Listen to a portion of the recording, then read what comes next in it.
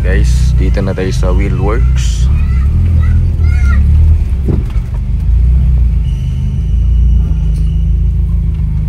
Sige daw, 1.5. Pag 1.5, yan.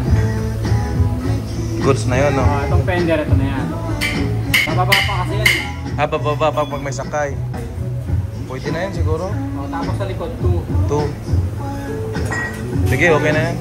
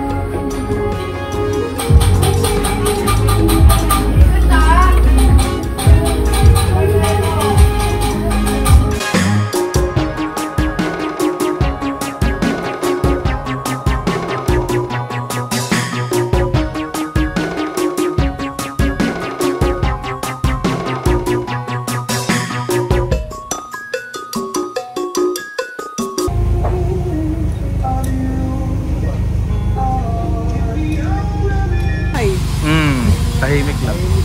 Ganda na ng ano niya. Pantay naman, no?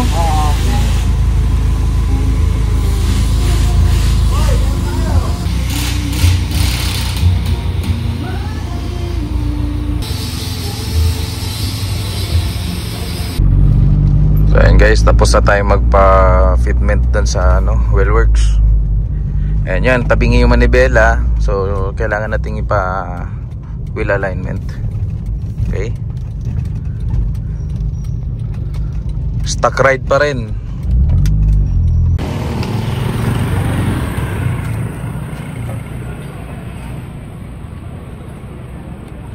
So ayan guys, kailangan natin yan ipa-align kasi sobrang tabingi ng manibela. So ayan, tuwid ng ating manibela.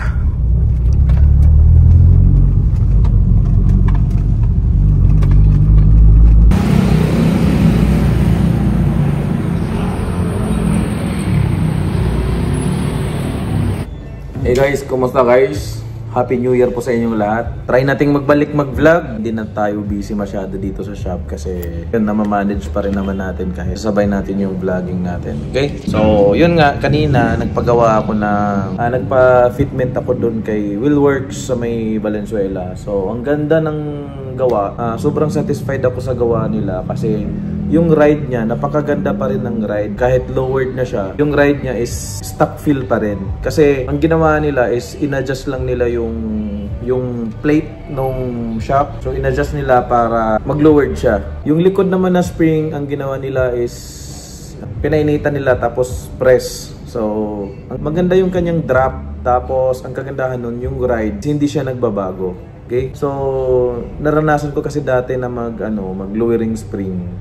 matagtag ang lowering spring. Kaya yon, nung nakita ko sa Facebook yung ginagawa nila sa Wheelworks sa may Valenzuela, sinubukan kong magpagawa. Yun nga, ang ganda ng result nung ganung pa lang. So first time ko magpagawa, so pwede naman siyang maibalik sa original na height, pero yung spring, hindi na ata nila maibalik yung spring, so kailangan mong bumili ng spring na. So yun nga pala guys, kumusta naman po kayong lahat? Sensya na sobrang busy talaga ako dito sa shop, lalo nung magpapasko. Ang dami kong ginagawa, nagpa-Christmas party ako sa shop, basta sobrang daming mga ginagawa. Kaya ayun, ngayon babalik tayo sa vlogging, suggest kayo ng mga content. Gusto ko rin mag 4x4 kasi sayang naman yung Montero ko 4x4 tapos hindi natin magagamit, diba? So yun yung mga trip kong gawin, mag-long drive, ganon. Diba? So kaya naman na nating isingit yung pag-vlog kasi sa awan ng Diyos dito sa shop, okay naman yung yung galaw ng shop natin dito. So after kanina nagpa-alignment ako kasi sobrang layo ng camber niya. So nagbabago talaga siya dahil ginalaw naman yung shop. Kaya yun, maganda sana kung doon sa Wheelworks is meron na silang alignment. Kaso nga na medyo may kamahalan yung equipment na yon. Kaya soon siguro magkakaroon sila. So yun lang, masasabi ko lang satisfied ako sa gawa, yung pag-drop, kasi unang-una hindi nasasacrifice yung kanyang riding comfort. Nandun pa rin yung stock feel niya kasi yun nga, hindi naman siya puwersado. Okay? So yun guys, abangan nyo yung mga vlog natin. Meron akong ibang mga sasakyan dito na hindi ko pa na-vlog. Bumili rin ako ng BMW. Meron akong Hyundai Elantra dito, hindi ko pa napapakita sa inyo. So marami akong dito guys, na marami tayong pwedeng gawing content na hindi ko pa magawa sa ngayon. Okay? So yun, abang-abang na lang kayo guys. Happy New Year sa inyong lahat. God bless po.